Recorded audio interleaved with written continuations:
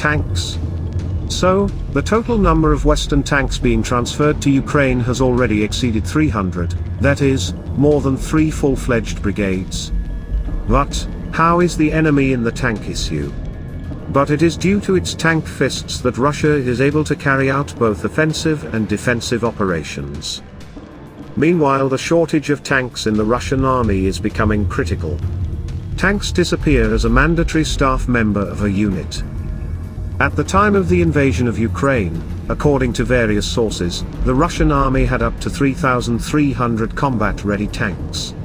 To date, according to the AFU General Staff, 3,180 Russian tanks have been destroyed. According to Oryx, 1,650. I would like to note that Oryx records only those vehicles whose destruction, damage or trophy status is documented. On the other hand, the equipment left to rust in the temporarily occupied territories, or taken to the dumps in Russia is not recorded.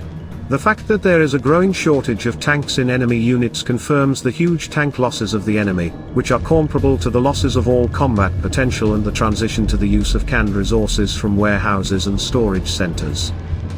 That is, there is a tank crisis in Russia, but how will they solve it? To remove tanks from storage and preservation, after all, according to open data, Russia has about 15,000 different tanks in storage. It would seem that you can reactivate them and attack, but no. The fact is that the vast majority of these tanks were in storage in terrible conditions and simply cannot be restored. Another part requires maintenance and repair. In fact, only about 20% of all the available tanks can be recovered from the Russian storage centers. Roughly speaking, this is up to 3,000 tanks. Again, this is a serious number for restoration of combat effectiveness of the army, but still. Repair of these tanks and return them to combat-ready condition takes time. For example, the T-72 can take anywhere from 2 weeks to a month to recover from mothballing. The T-80 has a more complicated process, and is on average a month. In addition, in most cases the restoration takes place in a cannibalistic format, that is, parts from other tanks are used. Such a format is particularly common when restoring the T-64, as well as the T-62. It is worth noting that the T-62s are the easiest and fastest to restore, but they are completely out of step with the challenges and level of modern warfare. But the Russians have no other choice, it is the T-62s that can be sent to the front the fastest.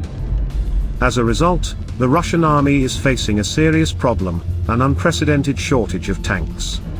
It is trying to solve this problem at the expense of friendly countries, such as Belarus, but there is already a deficit.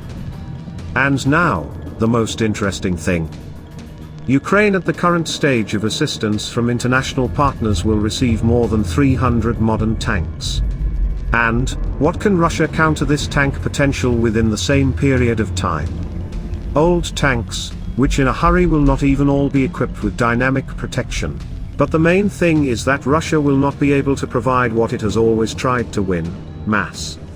It does not have the ability to create a numerical imbalance of the main battle tank in a combat zone. We are witnessing a gradual, but steadily growing imbalance. Now we are witnessing a qualitative imbalance.